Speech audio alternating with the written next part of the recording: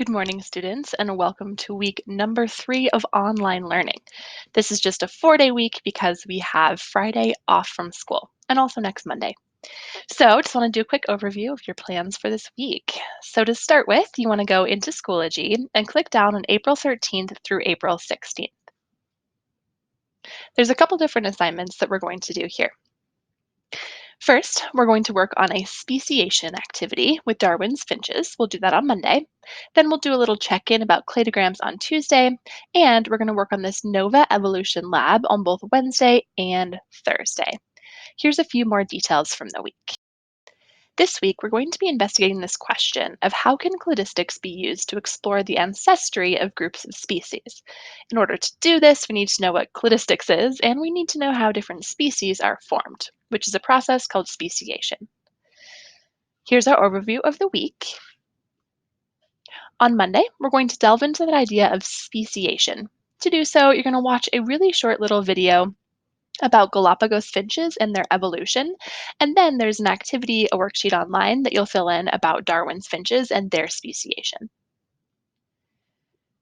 On Tuesday, you're going to go into this idea of cladograms and cladistics. So, in order to get into this idea, you need to take some background notes on just a couple of key ideas.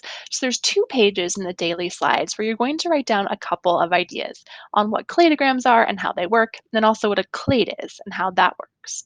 Those 2 ideas together will form the basis of an activity we'll do in Schoology called Cladograms and Cladistics Check-in, so that we can make sure we're understanding these ideas. This one is set up to be infinity attempts, and whatever your highest score is what I'll put into the gradebook. I also wanted to take a moment to point out your daily discussion for Tuesday.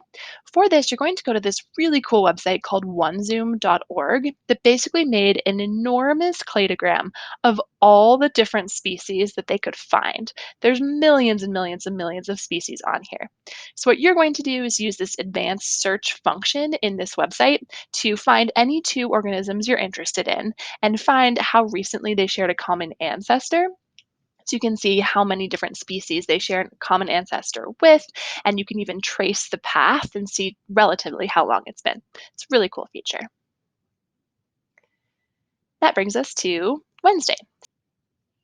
And that brings us to Wednesday. So on Wednesday and Thursday, you're going to be working on this NOVA Evolution Lab, which is this really cool way to explore building cladograms in a way that's sort of interactive and sort of gamified, which should be a good time.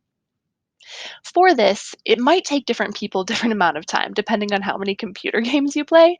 And so what I want you to do for both Wednesday and Thursday is when you're ready to start playing the game, set a timer for yourself and play for 20 minutes. Don't play for longer than that. Don't play for less time than that.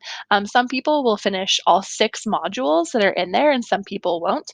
Either way is fine. As long as you finish the first module Wednesday and Thursday, then you have all the information. Just the more you can play, the more you'll be familiar and confident with these ideas. I just want to take a moment to show you what this actually looks like. So when you get into the lab, it's going to look like this. You're going to watch a video to start with to get some background, and then you'll click play game. And when you play the game, it'll take you into all of these different modules. And for each one, you're going to go through the process of building a tree. So for the first one, you're going to take these 2 organisms, a gecko and a palm tree, and try to see how they're connected. Then there'll be some characteristic. In this case, it's cells with nuclei. I look at both of those and I know both of them have cells with nuclei, so I can take that and drag it into the right spot. If I'm correct, then the little buttons at the top will turn the same color as below, saying like, hey, I built this. And then I can add even more organisms into this. You'll find there's this little sort of magnifying glass looking symbol. You'll need to click on that to get some information on some of these species. For a lot of this information, you can definitely skim it. Don't feel like you have to go through all of the info that's there, but it's a really great way to look at some comparisons between different species. There's also a section at the end that's a direct species comparison where you can look at some cells or some different features to see how they're similar and different. You'll use all that information to add even more things to your cladogram. So, with that, if you have any questions at all, please let me know. We don't have any school on Friday, so I want you to have a most wonderful 4-day weekend.